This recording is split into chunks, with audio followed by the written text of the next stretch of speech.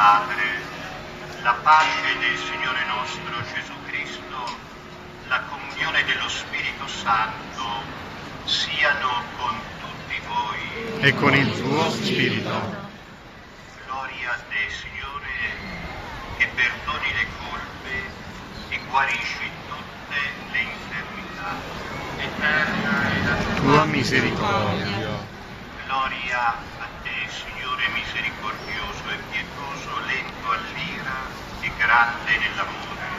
Eterna la tua misericordia.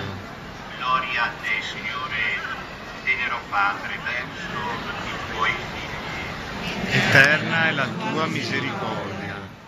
Fratelli e sorelle carissimi, con lo sguardo fisso su Gesù e sul suo volto misericordioso, il Santo Padre, nella solennità della Beata Vergine Maria, la tutta santa, ha aperto il giubileo straordinario che dischiude per tutti noi e per l'umanità intera la porta della misericordia di Dio.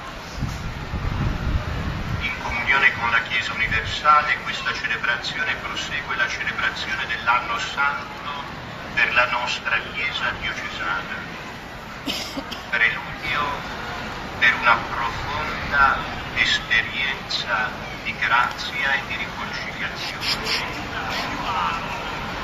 Ascolteremo con gioia il Vangelo della misericordia che Cristo Signore, Agnello di Dio che toglie il peccato del mondo, sempre fa risuonare in mezzo agli uomini, invitandoci a gioire per il suo amore annunciato instancabilmente ad ogni creatura. Preghiamo.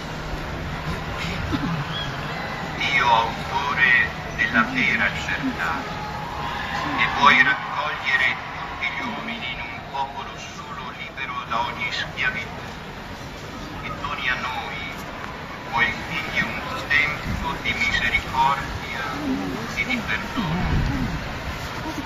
Fa che la tua Chiesa, crescendo nella libertà e nella pace, splenda a tutti come sacramento di salvezza e riveli e attui nel mondo il mistero del tuo amore. Per Cristo nostro Signore. Amen.